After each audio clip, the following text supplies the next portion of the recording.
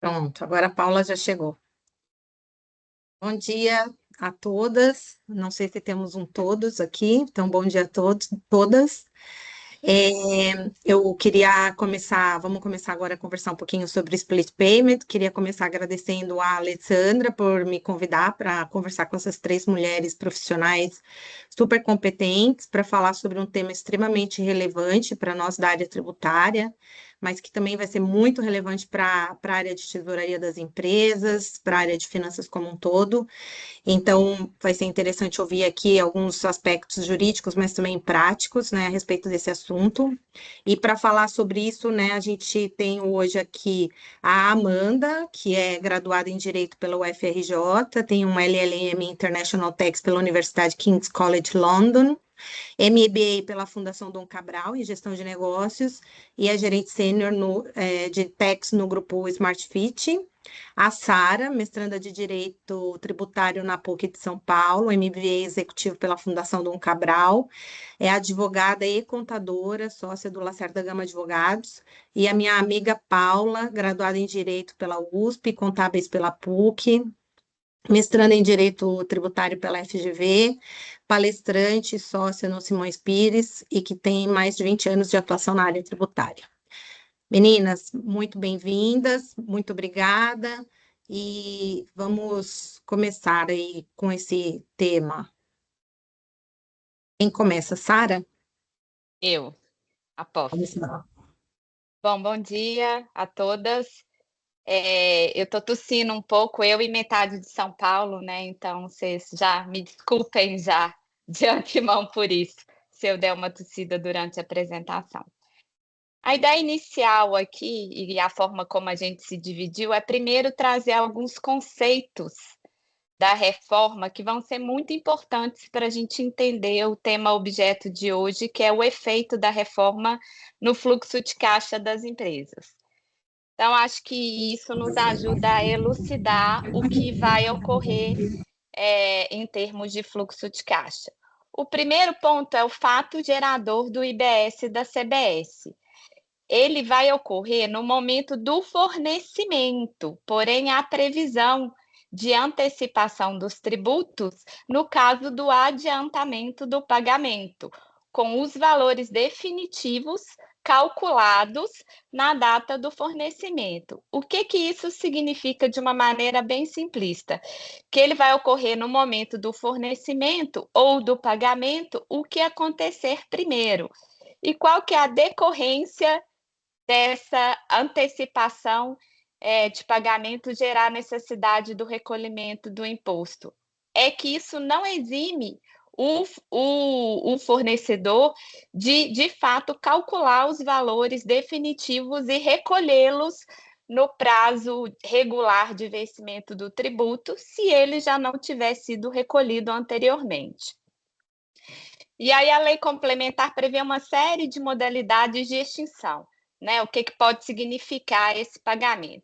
Tanto a compensação, né, com crédito não cumulativo, como a gente hoje já conhece aí para o ICMS e IPI, quanto o recolhimento na liquidação financeira, que é o que a gente conhece como split payment, como recolhimento pelo responsável e uma figura nova também pelo próprio adquirente, de forma a se garantir o crédito da entrada. E por que isso? Porque o crédito, se houver implementação do split payment ou do recolhimento pelo adquirente, o crédito fica condicionado ao pagamento pelo fornecedor. Então, muda um pouco a lógica do sistema.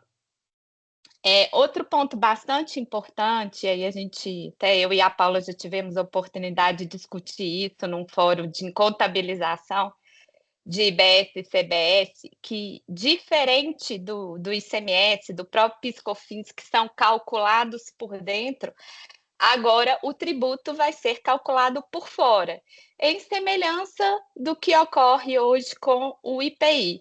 Então, o preço da mercadoria ou do serviço não inclui o próprio imposto. E o que isso altera? Porque, dessa forma, como é a EPI hoje, o IBS e o CBS passam a não integrar mais a receita bruta, e sim serem contabilizados só em contas patrimoniais. Isso vai ser importante aqui para a gente analisar um ponto do fluxo de caixa, e também tem outras repercussões e outros indicadores financeiros, por exemplo, o EBITDA, o fato do IBS e da CBS não integrar mais a receita bruta, seja para fins contábeis, conforme o CPC 47, seja para fins fiscais. E aí a gente entra no famoso split payment, né? Que eu acho que é o maior efeito, é a maior mudança em relação ao fluxo de caixa, porque conforme ele ocorra, o pagamento do imposto ele vai ser recolhido no momento da liquidação financeira. Então, o sistema, no momento em que houver o pagamento pelo cliente, ele vai segregar e separar o que é o preço da mercadoria, que, como a gente viu, não inclui imposto e será pago ao fornecedor, e o que é o IBS e CBS, que vai ser recolhido para a Receita Federal e para o Comitê Gestor. E aí existem duas formas de split payment. Um que é o inteligente, o padrão, que o que significa que o valor que seria recolhido é exatamente o que está lá destacado na nota. E que esse sistema seria tão inteligente a ponto de também identificar se aquele fornecedor tem crédito, por exemplo, acumulado, ou se o imposto já foi recolhido por alguma outra forma, e fazer essa retenção e recolhimento apenas da diferença. Se acontecer um recolhimento em excesso, o comitê gestor e a Receita devolveriam para o fornecedor em até 3 dias úteis. Né? Há quem duvide do prazo, mas é o que está na legislação. E o split payment simplificado, o que aconteceria? Não seria exatamente uma forma simplificada, como o próprio nome diz, né? E não seria exatamente o valor destacado na nota. Seria um valor calculado por um percentual de acordo com o setor. E isso é muito útil, por exemplo, para o varejo, para a venda consumidor final, porque imagina o número de operações, inclusive de pagamento, né, à vista, de Pix, de cartão, etc., que vão ocorrer, e aí se usaria uma alíquota média, e a eventual diferença teria que ser quitada pelo fornecedor, como a gente viu, ele é responsável por isso, no prazo de vencimento regular do tributo. E aí já tem também um primeiro efeito aí do fluxo de caixa, as meninas vão detalhar mais, e é o que todo mundo comentou assim que ouviu falar do split payment, que o imposto deixa de ser recolhido no prazo regular. Então, as empresas deixam de ter lá o prazo de pagamento no mês subsequente e passam a ter esse imposto recolhido no momento da liquidação financeira. Então, isso, por exemplo, setores que recebem à vista, isso tem um impacto bem relevante. E no caso desse split simplificado, eventual excesso, e aí a gente viu que ele não é inteligente o suficiente para compensar os créditos, então pode ser que tenha excesso, só vai ser devolvido 3 dias depois do fim do período de apuração. E aí eu acho assim, um ponto importante, porque que a gente reforçou essa questão da tributação por fora. Que o split tem efeito no fluxo de caixa, eu acho que pela essa sistemática, né, de recolhimento no momento da liquidação financeira, no mínimo você perde esse prazo aí até o prazo regular do recolhimento de tributo, que hoje você vende, mas você vai recolher o PIS/COFINS, o ICMS só lá no dia 20, 25, no final do mês subsequente. Então, assim, é óbvio que tem. Mas toda a lógica da reforma, da emenda constitucional, da lei complementar, é que o tributo não pertence à empresa. O tributo pertence ao consumidor. Então, assim, infelizmente, a lógica é que a empresa não pode mais fazer a conta do tempo que o tributo permanece no caixa dela para financiar as operações. Isso é em prejuízo dela, né? Mas realmente requer, de fato, uma adaptação. E tanto é que não está que a tributação é por fora, que ela vai ser contabilizada em contas patrimoniais, e isso também não deixa de ser uma decorrência do próprio tema 69, né, que era o ICMS na base de cálculo do PIS e COFINS, porque a grande discussão não era que o tributo não integrava a receita, que só transitava na contabilidade das empresas. Agora, por mais razão, ainda com tributação por fora, de fato, ele só transita. Então, acho que o principal recado é que, infelizmente, tem efeito? Tem, mas essa é uma decorrência lógica aí da reforma, que o tributo não pertence à empresa, então, nem ao fluxo de caixa dela, e isso requer uma adaptação radical, digamos assim. E para não falar que, né, são só más notícias, a gente tem na reforma, que tem um efeito super positivo no fluxo de caixa, é a questão da garantia da não cumulatividade ampla. Todos os bens e serviços passam a gerar direito a crédito, exceto aqueles de uso e consumo pessoal, e os créditos vão ser monetizados de uma forma mais rápida. Há quem também fala, mas eu não confio que o prazo que está lá na legislação de 30, 180 dias é o que vai ocorrer. Mas, assim, esse também é um dos pilares da reforma, né? Tanto a não cumulatividade quanto a monetização. E mesmo que os prazos não sejam os menores possíveis, o ressarcimento imediato, a gente vê que hoje já é uma melhoria bastante importante em relação ao que a gente tem hoje de exportadores, créditos de ICMS acumulados sem nenhuma perspectiva de realização, ICMS PIS/COFINS imobilizado num prazo muito maior, ICMS sujeito a coeficiente de creditamento. Então, assim, e hoje no IBS, na CBS, ainda vai existir a previsão de correção monetária pela Selic, aí a partir do primeiro dia do segundo mês subsequente ao do pedido de ressarcimento. Então, assim, não é o cenário perfeito, não é o céu de brigadeiro, mas já é bem melhor se isso funcionar da forma como está lá desenhado e legislado, já vai ser bem melhor do que o que a gente tem hoje em dia. Então, trazer também essa perspectiva positiva da reforma. Bom, acho que eram essas as minhas considerações. Passo aí de volta, Sueli, para você, o bastão. Você está no mudo, No Su. mudo, desculpa, Pronto, gente. voltou. Excelentes colocações, Sara. Eu não sei se todo mundo que está aqui é dessa época, né? Eu comecei a trabalhar na área bastante cedo, né? Sobre essa questão de manter o dinheiro dos tributos no caixa da companhia ali por um determinado período de tempo. Alguns anos atrás, quando o Brasil vivia uma inflação galopante, né, ali de 80% ao mês, o Estado estabeleceu, o Estado mesmo de São Paulo, uma apuração decendial, né? Então as empresas precisavam apurar a cada 10 dias e recolher, porque o Estado também era vítima, vamos dizer assim, daquela inflação que desvalorizava o dinheiro. Então, eu acho que o split payment ele vai ser plenamente adotado também para melhorar o problema de caixa de muitos estados, né, que a gente sabe que existe. Não sei se a Paula já conseguiu, ela estava com alguns Aí probleminhas técnicos. só um comentário, né, adicional, assim, de uns fóruns que eu andei participando. Se de fato o split payment sai, né, e sai agora ou só num futuro mais de médio prazo. E aí o que eu ando escutando é que talvez saia primeiro simplificado, não só para varejo, para consumidor final, opcional, mas para todo mundo, porque ele, como eu disse, ele não é tão inteligente assim, né? Ele não vai precisar checar se teve pagamento, se tem crédito, não tem tantas condicionantes, então pode ser que não sendo o ideal, mas que ele saia para todo mundo e seja uma forma de testar se isso de fato vai funcionar aqui no nosso ambiente tributário e principalmente tecnologia, né? Ah, sim. Mas aí, Sara, você acha que seria em 2027 com a entrada do CBS ou lá em 2029, quando também já começa o IBS?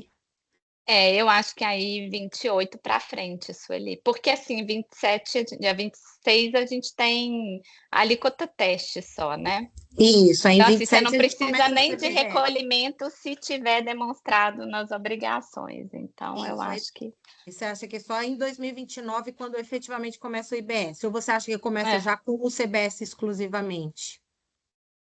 não sei, Sueli, não, Não, não tá bom. talvez não sei. Tá. Não sei se a Paula já conseguiu entrar aqui. Bom dia, Sueli. Bom dia a todas. Realmente estou com um probleminha na câmera, tá, pessoal? Deu algum probleminha, mas assim que eu conseguir conectar na câmera, eu vou migrar, tá? Eu vou começar sem câmera, desculpem, por favor. Bom, primeiramente, queria dizer que eu estou extremamente feliz e honrada de estar nesse fórum. Mulheres fantásticas, convite maravilhoso pela Amanda, pela Alessandra, Sueli, maravilhosa, a Sarinha, de tantos anos, né, Sarinha? Então, eu queria começar esse bate-papo aqui e queria já deixar claro que não é uma exposição, é um bate-papo, porque, de acordo com o que a gente dividiu aqui em termos de organização, né, a minha parte ficou sendo uma parte mais prática do ponto de vista de uma consultora, não do ponto de vista de uma gestora de empresa, né, Amandinha? Então, o que eu queria dividir com vocês é o que eu tenho visto de discussões em alguns segmentos de negócio, em alguns segmentos da indústria e de serviços, tá? Então, como a Sara muito bem colocou, acho que o primeiro ponto que a gente precisa frisar é que, fatalmente, o split payment vai ter um impacto no fluxo de caixa das empresas em virtude justamente dessa transferência da obrigação de recolhimento do tributo para a pessoa jurídica que adquire a mercadoria, o serviço ou o direito. A questão que se coloca aqui, né? Eu acho que esse ponto lá da liquidação do tributo ser no momento do pagamento da obrigação ou no momento do fornecimento dos dois, o que vier antes,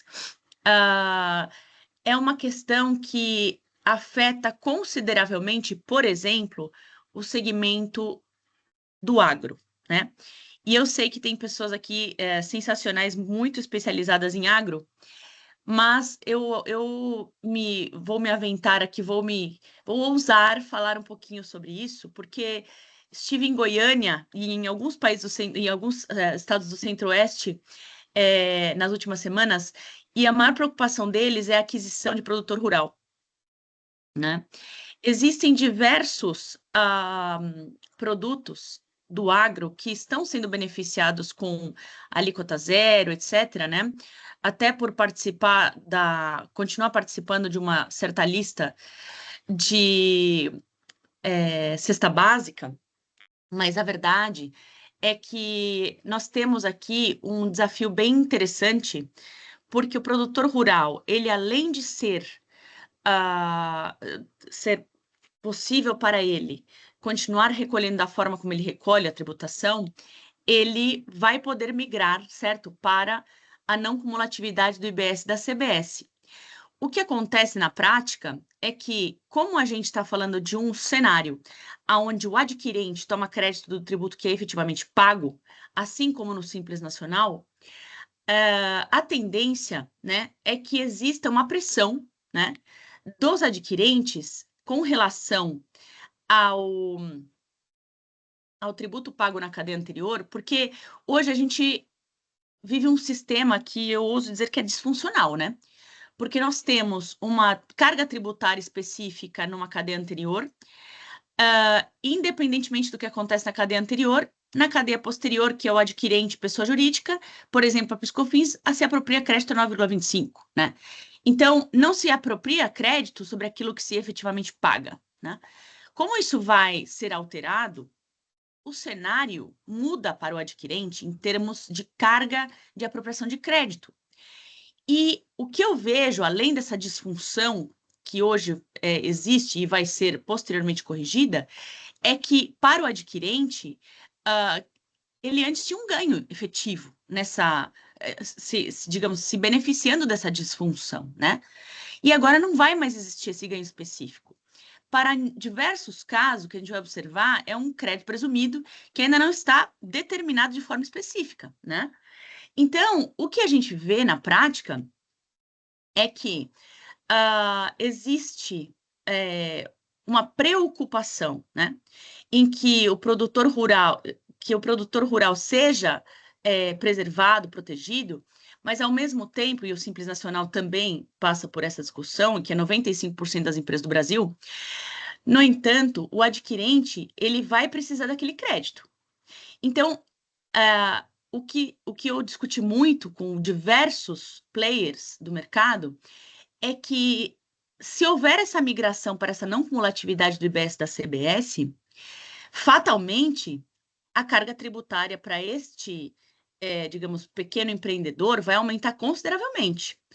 E aí é bem provável que ele não tenha caixa para bancar essa escolha. Então, o ponto que se coloca é que o adquirente vai acabar tendo que assumir a carga tributária decorrente dessa migração para esse novo modelo, e isso vai afetar consideravelmente os adquirentes de Simples Nacional e de produtor rural, porque ele vai ter que usar o split payment justamente para poder fazer com que seus fornecedores sejam adimplentes com a nova regra tributária. Isso tudo para garantir que ele tome crédito a 28%, 26,5%. Então, o que a gente tem visto na prática é uma grande preocupação das pessoas jurídicas que adquirem de produtor rural ou de Simples Nacional, no sentido de que vai ter uma pressão para essa migração, mas quem vai ter que pagar o tributo vai ser o adquirente. E isso eu acho que é um impacto muito importante, saindo do círculo São Paulo capital, né? Indo especialmente para círculos onde nós dependemos muito mais de pequenos fornecedores ou de fornecedores que usufruem de uma tributação distinta da corriqueira para o lucro real, né? E aí, saindo desse, digamos, dessa bolha que nós estamos aqui, a gente tem um Brasil gigantesco, né? E eu acho que existe uma dicotomia aqui, que é qual vai ser a escolha de cada fornecedor e qual vai ser a escolha de cada adquirente. E essa escolha, ela vai ter que estar respaldada ou vai ter que estar consignada em contratos, né? Então, o que eu vejo na prática, e a gente tem discutido muito isso no escritório, é que a função... Ó, gente, vou tentar me conectar pelo celular aqui, vamos ver se funciona a minha câmera finalmente. Espera só um minutinho.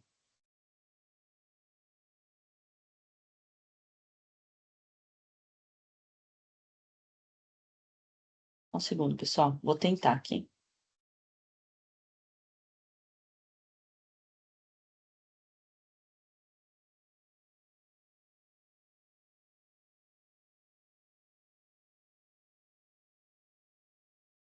Aproveitando aqui só o tempinho, Sueli, enquanto a gente estava aqui, dei uma pesquisada em relação à sua pergunta, né? Porque esse prazo tem sido muito discutido. A última notícia que eu vi aqui do API é que o split payment ele entra em 27 de forma faseada e começando opcional de teste, começando pelo B2B. Então, seria ainda só na CBS integral, ainda só aquele recolhimento de 0,1% do IBS. Consegui! Pessoal, entrei pelo celular, tá? Bom, vamos lá. Então, continuando aqui, Sarinha, vou aproveitar para pegar o seu gancho, tá? De fato, aproveitando o gancho da Sarinha, que falou um pouquinho sobre essa questão do momento da transição, foi muito interessante, né? Além de tudo isso que eu comentei agora sobre produtor rural, sobre Simples Nacional, é muito interessante ouvir e ler as reportagens da entrevista do Bernard Api, que está no site do gov.br, falando que ele entende que que a reforma tributária vai ser muito positiva para o caixa das empresas. Não sei se vocês leram essa reportagem. Eu achei bastante interessante, né?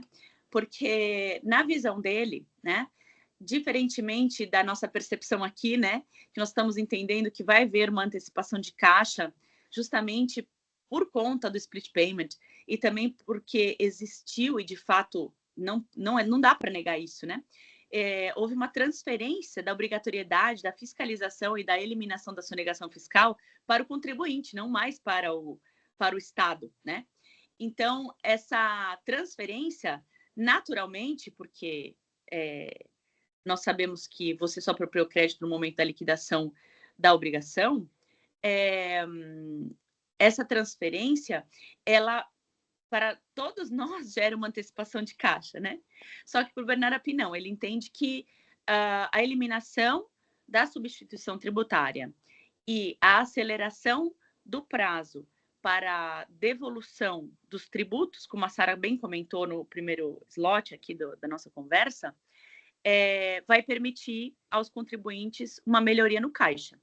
E, assim, não tem como a gente negar, né, que existe uma discussão muito importante acerca do acúmulo dos saldos credores dos tributos indiretos no Brasil em alguns tipos de segmentos de negócio.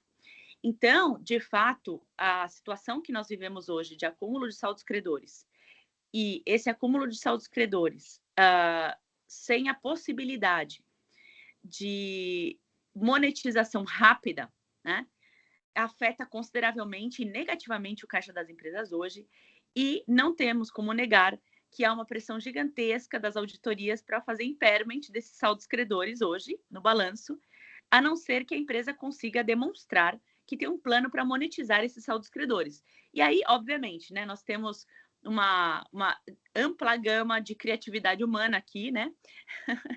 Tanto para inserção de operações devedoras dentro da atividade principal daquele contribuinte, né? E, enfim, não vou citar atividades específicas, mas nós sabemos que existem diversos planejamentos aí para isso, né? Que às vezes não tem absolutamente nada a ver com o que a empresa faz no KNAI, né? Até, obviamente, aquele mito, né? Que se você for um contribuinte exemplar, você pode entrar num procedimento de restituição de PIS/COFINS em dinheiro, né? Que eu acho que de, sei lá, 500 contribuintes grandes que eu conheço até hoje, só um eu já vi conseguir restituição em dinheiro para o segmento de lácteos, por exemplo, tá? E foi até interessante, porque conversando com esse contribuinte, ele me disse o seguinte, olha, não, eu só tomo crédito daquilo que for estritamente previsto em legislação, né? Ou seja, não tem discussões sobre a vagueza do conceito de insumo para PIS/COFINS, né? Porque qualquer elemento duvidoso na atribuição da classificação no crédito PIS/COFINS como insumo poderia implicar na glosa dos saldos credores de PIS/COFINS. Então, ele prefere ter um crédito menor, né? O que, do ponto de vista jurídico, né, e de justiça fiscal, não seria o mais adequado, na minha visão, né? E conseguir a restituição em dinheiro, do que efetivamente gozar dos seus direitos em plena forma, né? E ficar esperando milênios para conseguir essa restituição em dinheiro. Então, na visão do Bernard Api, agora nós estamos num céu de brigadeiro, porque que bom que a CBS e o IBS vão poder ser restituídos em dinheiro, né? Em prazos específicos regulados na legislação, obviamente, desde que atendidas algumas condições que, vamos ser muito objetivos, né? Não estão especificadas de forma detalhada ainda, porque estamos em fase de lei complementar e não em lei ordinária, né? Então, bom, não sei se meu tempo acabou aqui, mas eu só queria fazer mais uma consideração, última consideração, que é o seguinte. A mensagem que fica, na minha visão, de todos os segmentos de negócio que eu discuti o tema, a gente tem, de fato, um ponto em comum. Se for adotado o split payment, vai haver impacto negativo no caixa. Para segmentos que usam a substituição tributária, ou que hoje são acumuladores de crédito, tudo vai depender de como ficar a nova tributação. Porque hoje nós temos segmentos de negócio que são tributados a alíquota zero ou alíquotas reduzidas, e muitos desses segmentos que hoje já são tratados assim vão continuar sendo tratados com uma redução percentual significativa, né, da alíquota do IBS e da CBS, gerando também saldos credores posteriores. Então, até onde vai esse círculo vicioso, né? Então, queria Sueli, ainda estou no tempo ou já passei? Já passou um pouquinho. Desculpe. Imagina. Não, eu achei muito interessante, não vou fazer nenhum comentário sobre a questão agro, porque para mim, o agro é um outro sistema tributário que eu desconheço, mas eu acho que alguns pontos que você traz são muito relevantes, e para vários outros segmentos também. Por exemplo, quando a gente pensa em empresas que lidam com commodities, né, por exemplo, com aço, empresas que compram aço, muitas vezes elas aproveitam ali uma temporada de queda de moeda ou de redução de preço por alguma questão mercadológica, e aí ela começa a fazer um inventário alto da matéria-prima dela, que é aquele aço. E ela fica ali com uma temporada gigantesca de saldo credor, que hoje realmente ela vai vir ali um problema gigantesco de working capital para a companhia, porque você vai ter um tempo para consumir, né? Então você tem seu dinheiro, mas seu dinheiro está ali parado e aquele crédito daquele imposto parado também. Eu sei que, né, a gente tem uma dificuldade muito grande de acreditar no governo, a gente sabe, principalmente se isso tiver que vir do Estado, de alguns estados aí, né, não tem um passado muito pregresso, mas eu também acredito que ainda falta muita legislação e entender muita coisa para a gente ter uma visão mais efetiva do que vai acontecer aí no caixa de muitas empresas. Acho que vai ser muito benéfico para uns e com certeza para outros nem tanto.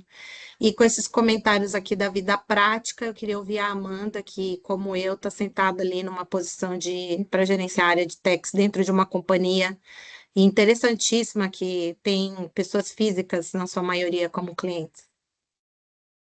Obrigada, Sueli. Bom dia. Ale, é sempre uma alegria estar aqui. Paula, Sara, enfim, difícil seguir vocês. Obrigada, por todas as considerações de vocês. A minha missão aqui é trazer um pouco dessa perspectiva prática, e a minha fala vai ser quase numa estrutura de tópicos, assim, mais para gerar discussão, trazer pontos de atenção, porque eu acho que nesse momento, e é interessante porque quanto mais a gente fala da reforma, ou a gente vai adensando as discussões, a gente tem muitas dúvidas novas também, né? E muitos novos pontos para tratar. Mas, como ainda são 9 horas da manhã, eu vou puxar agora um ponto que tanto a Paula quanto a Sara trouxeram, que eu acho que é um ponto positivo, efetivamente, da reforma, só para a gente começar a conversa num lugar um pouco positivo aqui, que são as previsões legais, tanto do artigo 29 quanto do artigo 39, sobre a devolução, né, no 29, do valor pago a maior, no período de apuração, em 3 dias úteis, atualizado, e no artigo 39, que é o ressarcimento do saldo a recuperar, que no prazo geral ficou 180 dias, a gente tem outras previsões, mas vamos trabalhar como 180 dias de regra geral, por esses argumentos que a Sara, a Paula e você também, Sueli, mencionaram, né? Quem já trabalhou ou trabalha numa cadeia de ICMS sabe da dificuldade de monetizar ou de reaver saldos credores acumulados, assim. Então, quando a legislação ela traz um prazo específico, e aqui eu estou com a Sara no sentido de que a gente está trabalhando na fé de que esse saldo vai ser respeitado, né? E lembrando que no Brasil, até o nosso passado é incerto diante da coisa julgada. Então, mas a gente está trabalhando com o que a gente tem hoje. E no cenário de hoje, a gente tem efetivamente um prazo legal estabelecido de devolução ao contribuinte desses excessos. E, nesse sentido, me parece que a reforma caminhou super bem, no sentido principiológico, inclusive, da transparência. Porque transparência não é só o tributo por fora. Transparência é você saber quando você paga, quando você restitui, como você se organiza em cima disso, né? Então, nesse sentido, me parece que a lei complementar caminhou bem e possibilita a organização se estruturar com base nesse prazo no seu fluxo de caixa, na devolutiva e nas suas compras também, né? E também nesse ponto que você comentou. Eu vou entrar numa zona mais cinzenta agora, que esse, para mim, efetivamente é o momento que as empresas têm atuado muito, mas ainda num lugar de insegurança quanto ao que efetivamente vai acontecer, que é o cenário da precificação. Porque quando a gente fala de precificação, a gente tem a boa parte das empresas já fazendo seus estudos, ou contratando calculadoras, ou consultorias, ou in-house, fazendo cálculos de depara, né, da carga tributária que a gente tem hoje, para o que a gente imagina que vai ser a carga futura, em que pese a gente não ter a alíquota totalmente definida, mas de forma estrutural. Mas a gente precisa pensar como que a gente vai equilibrar essa cadeia de fornecimento, em especial quem está no meio de cadeia, e o quanto de repasse de um potencial incremento de carga vai afetar a sua pessoa jurídica, de um lado, e como isso vai se comportar na sua precificação para frente. Porque, a não ser que você tenha uma conversa muito sincera com o seu fornecedor e que ele consiga te garantir o quanto disso vai ser repassado, os nossos estudos hoje, eles são preliminares, inclusive nesse sentido. Por quê? E aí, trazendo o ponto da não cumulatividade, e o ponto que a Paula trouxe também muito relevante, de que o nosso crédito agora, efetivamente, depende do pagamento pelo fornecedor. E não simplesmente do destaque, ou não simplesmente da imposição de uma alíquota sobre uma despesa. Ele depende desse recolhimento pelo meu antecessor. Então, além de eu garantir que o meu fornecedor tem um diálogo transparente comigo quanto a transferência em margem, transferência em preço para mim como aquisição desse incremento ou não de carga tributária, eu também preciso garantir que ele seja adimplente com os tributos. Então, porque do contrário, eu não vou ter o crédito. Eu vou honrar o meu pagamento com esse fornecedor e eu ainda não vou ter esse crédito, né? Por outro lado, a gente precisa pensar que quando eu faço a precificação, eu agora estou numa polaridade de destino.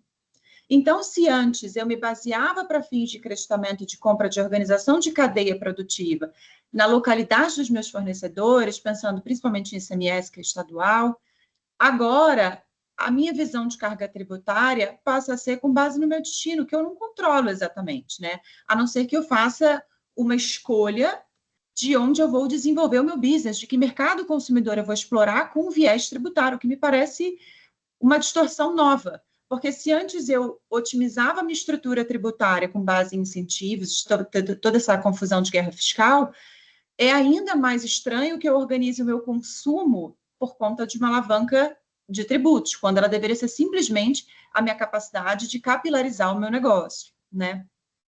E nesse sentido, e aqui pensando de uma forma um pouco paliativa, uma coisa que eu acho que contribui é o fato de que os tributos estão por fora.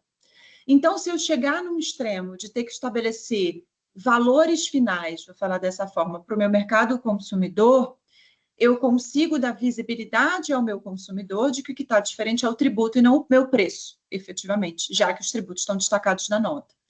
Mas isso vai demandar um sem número de cálculos das organizações, porque, inclusive, para termos de experiência de consumo, né, e aí pensando na pessoa física, é preciso pensar que a gente está falando de pessoas leigas. Olha a dificuldade desse sistema, o quanto que a gente, que é especialista, gasta em horas, para uma pessoa física, aqui pensando no universo de São Paulo, né, que vai no meu caso, no meu estabelecimento São Paulo capital, ou ele vai em Barueri ou vai em Osasco, e ele pode chegar no nível de ter um valor final a pagar diferente, por conta do IBS municipal, né, aqui especificamente falando. E eu também vou deixar aqui, e aqui de verdade é muito mais a provocação do que efetivamente uma conclusão, porque a gente não tem uma conclusão ainda nesse momento, do período de transição e todos esses efeitos que a gente está falando. Então, durante o período de transição, eu vou ter, por exemplo, e aí pegando o gancho digamos que a CBS no contexto do split em 27, mas eu vou ter um outro pedaço do meu produto final no ICMS-ST. E como que eu equilibro todas essas contas, né? Como que eu equilibro a minha organização, gestão de orçamento, gestão de business, margem e tudo isso? E são provocações, a gente não tem essa resposta ainda. E que, além de afetarem caixa, e aqui a gente está falando de caixa efetivamente, mas a gente pode pensar também no efeito de despesa financeira. Porque se eu tiver esse descasamento já no contexto de split, né? Não descasamento, mas o efetivo recebimento líquido, pode ser que eu efetivamente tenha que fundiar minhas atividades com outros elementos de alavancagem financeira. E tudo isso são contas e projeções para as organizações. E aí, quando a gente pensa um pouco de dever de casa, né, de trabalho in-house, a gente está falando de fluxo de caixa de forma ampla, mas tem o caixa que a gente já está gastando, né? Porque a reforma tributária custa dinheiro para as organizações hoje. Então, a gente já está pagando por estudos, a gente já está pensando, por exemplo, no período de transição, contratar um BPO, para que a gente possa manter as obrigações acessórias e o funcionamento das empresas nos tributos que ficam, né, ICMS e ISS principalmente, mais alongados, enquanto eu estou implementando a CBS e estou treinando também o meu time para revisar a forma como ele opera os tributos, porque se antes eu era um lançamento por homologação e eu era o responsável, agora eu sou um crítico de uma apuração assistida que me é fornecida. E tudo isso vai demandar preparo das organizações e mudança, e treinamento, e gestão de mudança efetivamente. As empresas também costumam trabalhar com políticas de caixa mínimo, né? Para que elas possam garantir aquela camada de sustentabilidade ou de segurança de um caixa saudável. E essa política vai precisar ser revista considerando essas variáveis. E aqui eu vou retomar ao aspecto dos fornecedores, na nossa capacidade de ter conversas sinceras com nossos fornecedores sobre como fica a política dele também de caixa mínimo, no viés de garantir a adimplência dos tributos pelo meu fornecedor e a preservação do meu crédito tributário. De novo, a gente está falando da não cumulatividade ampla e plena, e ela precisa ser garantida nessa estrutura aqui. Tem um outro fator, e aí foi um ponto que você trouxe, Sueli, que é da sazonalidade dos business. E se isso também não for muito bem entendido, e aí talvez até num viés mensal, a gente vai ter sim, potencialmente, né, um acúmulo de crédito, se eu tiver um investimento forte, por exemplo, em expansão, em CAPEX, que num primeiro momento não vai ter uma correspondência de receita. Então, eu vou ter um acúmulo de crédito e um queimando caixa nessas aquisições, sem uma receita que faça essa compensação automática, e num prazo de devolução, que ótimo, ele é legal e ele é específico, ele é estabelecido, mas ele pode ser de até 6 meses, a depender do meu contribuinte. Isso dá previsibilidade de controle, mas isso gera um efeito negativo. Então, o quanto a gente consegue conversar, tanto com o core business, né, quanto com o time de tesouraria e de FP&A, a depender da estrutura da empresa, para organizar essas compras e essa sazonalidade dentro da minha realidade de organização. E eu queria fechar minha fala aqui pensando no último elemento de fluxo de caixa, que é um pouco externo a mim também, mas é no sentido do fluxo de caixa da pessoa física. Porque, no fim do dia, a cadeia de consumo termina numa pessoa física, ela é B2C, ainda que eu esteja no meio de cadeia. E a partir do momento em que eu vou transferindo todos esses elementos para frente, eu preciso considerar a capacidade do meu mercado consumidor, ou o consumidor do meu consumidor, de assimilar um potencial incremento de carga tributária, se ele efetivamente acontecer.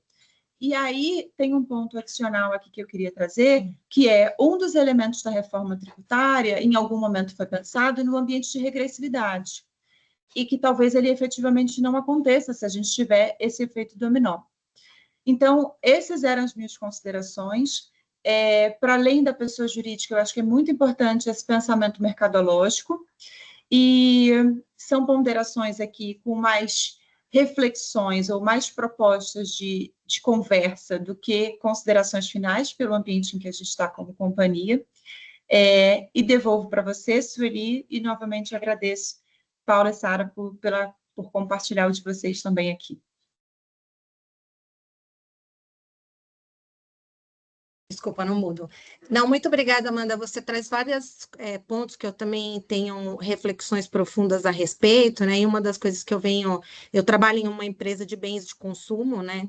E uma das coisas que eu venho falando muito aqui é como a gente vai mostrar o nosso preço na gôndola quando a gente tiver dois sistemas andando em paralelo, né? Tem um antropólogo que ele é especialista em marca, em bens de consumo, etc. Ele fala que hoje não existe fidelidade a marcas, né? As pessoas já não são mais fiéis às marcas. Então, eu acho que quando a gente estiver com a reforma e com dois sistemas ali, uma sistemática de demonstração de preço extremamente complexa, porque você vai ter ali um pedaço de tributo que é o ICMS embutido no preço, um outro sendo cobrado por fora, né? Numa tributação assim totalmente meio que Frankenstein, online, como é que você vai perceber o preço daquele produto ali na gôndola? E o que isso também pode fazer aí para questão de market share de várias empresas, né? Não só da que eu trabalho, mas de várias empresas. Acho que isso também é uma questão que lá na frente pode impactar negócios, né? Além da questão de, a gente sei que a gente está falando aqui de split payment em específico, mas esse pode ser também mais um componente aí nesse caldeirão de coisas que vai redefinir a forma como se faz negócios no Brasil, né? Enfim, Paula, você queria fazer um comentário? Se você me permite, Su, eu achei assim muito interessante uma questão que a Amanda colocou na ponderação dela, porque uma percepção muito forte que eu tenho é que o consumidor final, pessoa física, especialmente quando contrata serviços, né? Eu acho muito improvável que você aumente 28% o valor do seu serviço ou do seu produto e repasse isso para o seu consumidor final e ele fale, tá bom, é imposto, vou pagar. Eu acho que vai haver uma pressão por esmagamento de margem violenta, sabe? E eu acho que tem algumas outras ponderações muito importantes que a gente tem que fazer, que é se eventualmente as empresas, como eu acho que vai acontecer, tiverem esse efeito negativo de antecipação de fluxo de caixa, elas vão acabar embutindo esse custo financeiro dentro da precificação, entendeu? Porque é aquela história, tá bom, talvez não afete o EBITDA, né? Mas vai afetar abaixo do EBITDA, vai afetar o lucro. E os acionistas não vão gostar, né? Então, vai haver pressão de todos os lados, né? Então, eu não queria estar na pele de vocês que trabalham em empresa, não, gente. Porque olha só que situação, né? Assim, se ficar, o bicho pega, se correr, o bicho... Assim, é um negócio impressionante.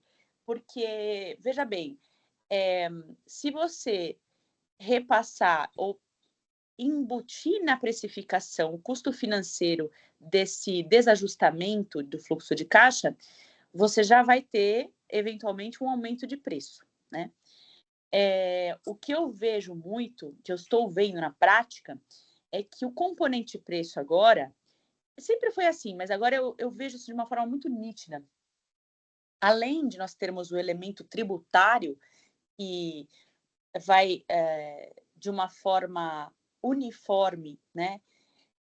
Porque não vai haver mais benefícios fiscais específicos afetar a todo mundo, as empresas vão ter que novamente olhar para a sua operação para repensar, eventualmente, eficiências em supply chain e logística para tentar minimizar o impacto negativo dessa tributação. Então, olha só, a gente vai ter no preço elementos de, eventualmente, aumento de carga, elementos de busca de melhoria e de eficiência operacional para minimizar esse aumento de carga, e a gente vai ter um elemento financeiro que eventualmente vai ser embutido no preço, porque vamos ter esse desajustamento do fluxo de caixa. Então, fica cada vez mais difícil precificar, né, pessoal? Então, eu só queria fazer essa ponderação. Não, excelente, é muito verdade. Mas já estamos aqui, né, nas indústrias, então teremos que viver aí esses próximos anos com mais esse desafio. Não sei se alguém tem aqui alguma pergunta, eu olhei aqui no chat, não vi nenhuma colocação. Sara, você quer dar umas últimas palavras? A gente tem aqui mais uns minutinhos, ou a Amanda?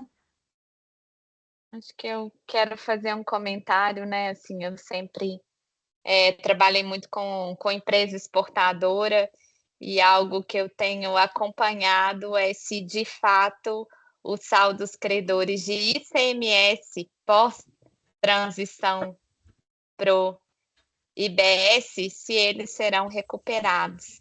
Né? A Paula comentou bem que tem provisão para impairment normalmente, porque esses créditos não conseguem ser monetizados. Né?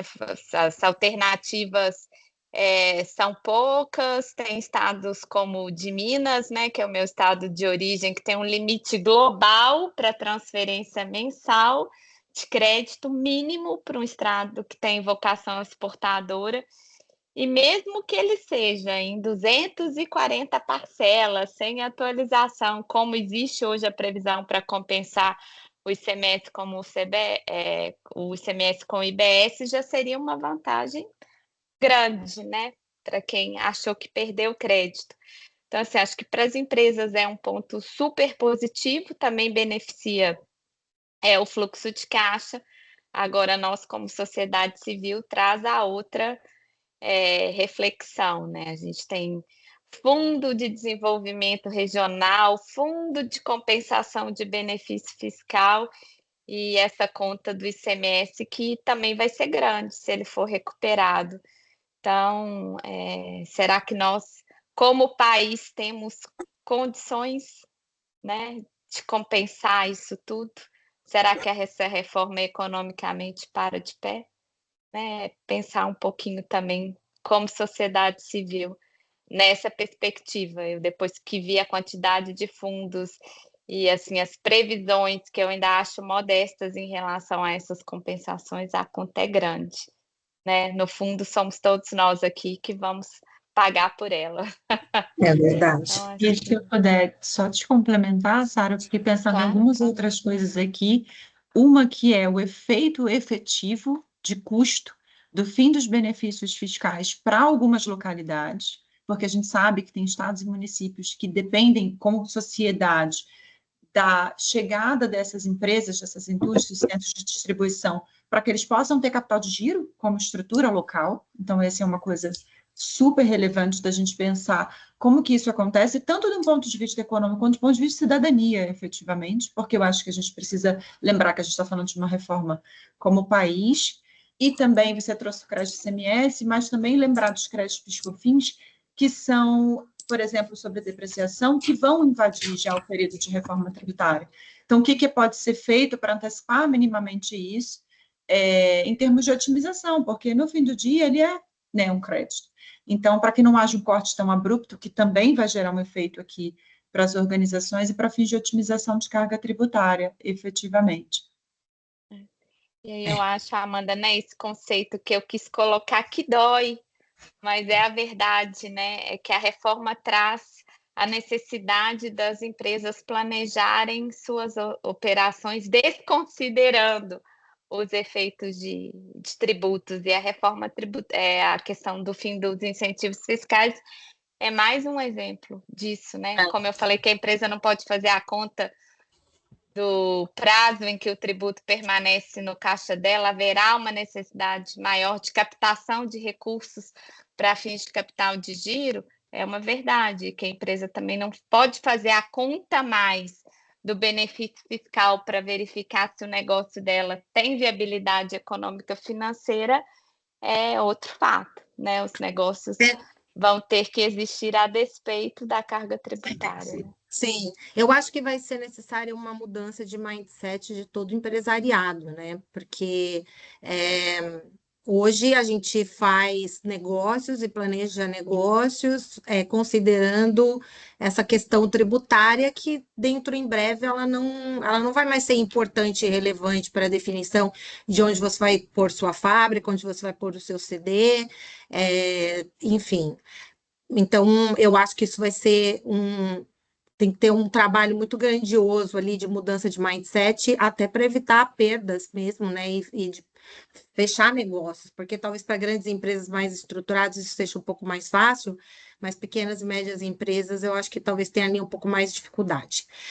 Bem, pessoal, a gente chega aqui ao final da nossa conversa. Poderíamos ficar aqui o dia inteiro conversando e falando sobre, né, esses tempos que estão aí na esquina, nos esperando.